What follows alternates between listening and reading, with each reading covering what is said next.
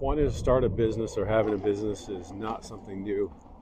And working at my job, I've talked to many people who say, yeah, I want to start a business. I want to do my own thing. And I'm sick of this JOB, which means just over broke.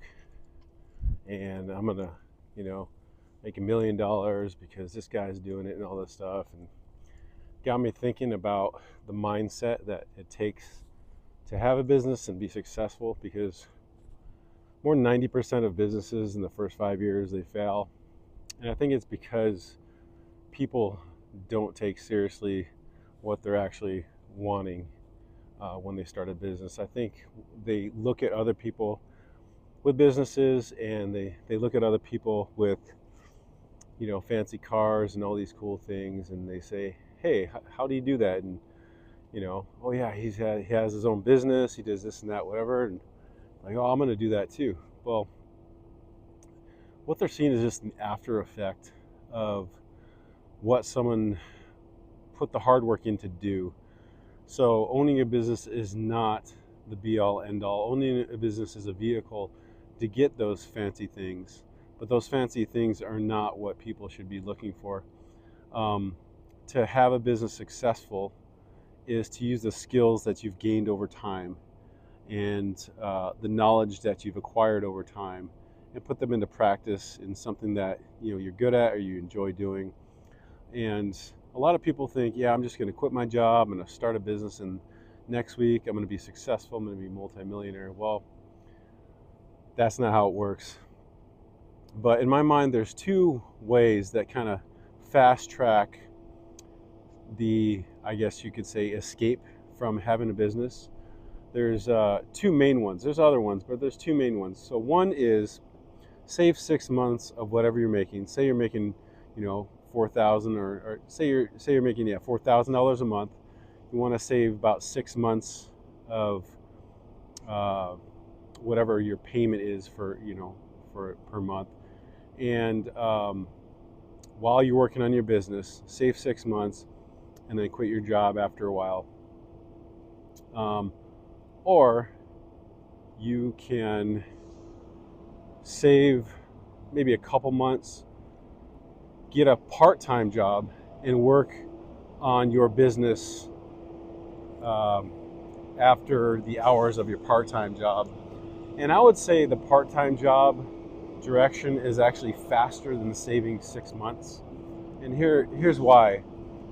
Because the more time you spend away from working on your business, say you're at your job, and you only get a couple hours after your job to put into building your business. Okay, that's great. 2 hours a day.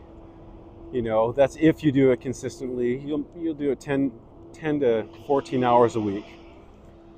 But if you had a part-time job, it didn't necessarily pay all your bills. Maybe you can cut back some expenses and stuff.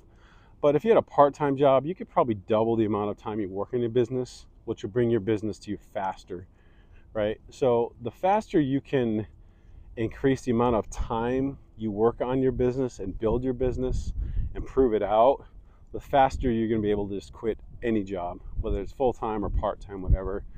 And I think that's where a lot of people are not really focusing on. They want that quick, I want to quit now, and they jump off the ledge and go into business, and a month later they're back at their job. Or they have to save 6 months of their expenses, and they try to save their 6 months, but life happens, man. Car repair, whatever else, and that 6 months turns into a year. And most people never do it. So my suggestion is to look into both of those things. If you really want a business and you don't have the finance for it, if you do, that's awesome, good. But if you don't, I would say look into both of those paths, whether saving 6 months and then jumping off into your business, or getting a part-time job while you're still, building your business. You just want to have a stream of income coming in. You don't want to shut it off completely. I know there's some YouTubers out there say, yeah, I quit my job without a backup plan and all this. That's clickbait, man. That's not reality. At least for 99.9% of us, that's not reality. There are some people who inherit money and, someone funds, their business ventures. That's great. That's not the majority of us. The majority of us are, we have a day job. We work hard. We pay our bills. We try to save. And it just takes a lot longer.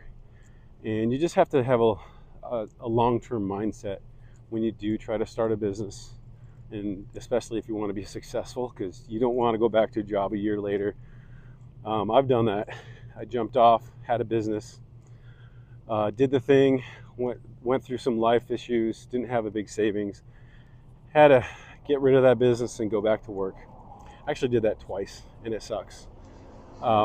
So from this side of it, I'd highly recommend not cutting off your income stream, at least part-time, and but working hard. Hard work, there's no substitute for. You got to do this consistently, daily. A year or two later goes by, it's going to go by anyway, but you're going to see the results as long as you stick to it, have a plan, stay focused on it, and don't let your negative coworkers distract you and say, hey, let's go out and go golfing and drop $500 on a weekend on a vacation. That's going to set you back. Rich people, they buy assets and let their assets pay for their toys. Poor people buy toys and then they work the rest of their life because they're stuck, and those toys didn't allow them to get unstuck. So again, my recommendation, look into those two paths, whether it's a part-time job or save 6 months. Stay away from buying toys before you're successful. Nothing wrong with toys, nothing wrong with TVs and cars and all this stuff. But if you have to get yourself into debt, that's just an anchor. So that's my recommendation to you, and hope this helps. But I'm coming out with an ebook pretty soon, and it's about starting a garage business. Check it out. I'm going to try to put the link in the description here. So anyway, I hope this helps you, and I'll see you next time.